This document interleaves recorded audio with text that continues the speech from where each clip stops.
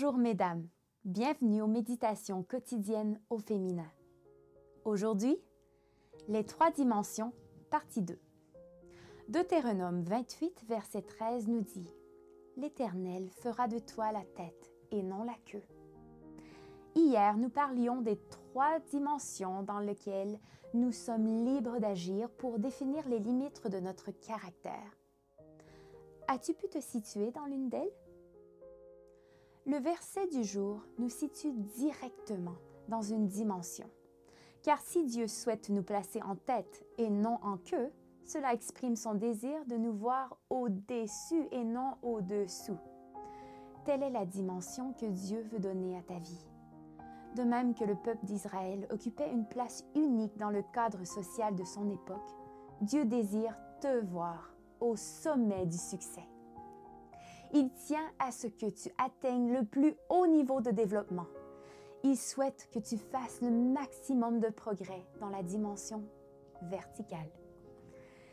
Si tu te trouves actuellement dans la dimension topologique, désespéré, vide et sans force pour en sortir, écoute ce que Dieu a à te dire. Mais dans toutes ces choses, nous sommes plus que vainqueurs par celui qui nous a aimés. Romains 8, verset 37.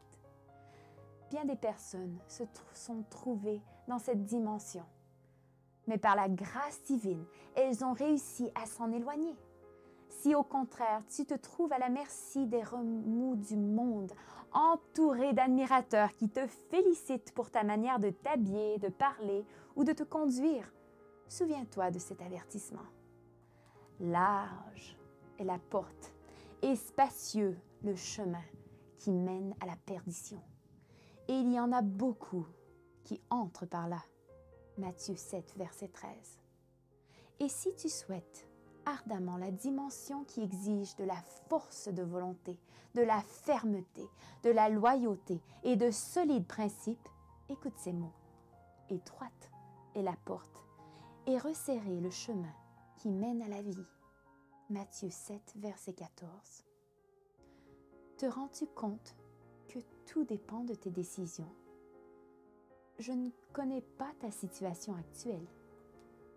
Si tu t'efforces en ce moment de gravir un échelon dans ta vie, il te suffit de lever les yeux en haut.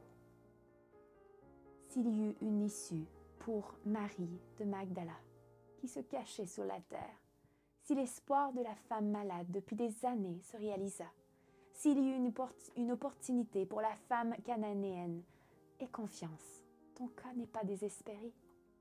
Place ton espace entre les mains fermes de ton Sauveur qui t'aime. Accroche-toi à la promesse. Je ferai de toi la tête et non la queue.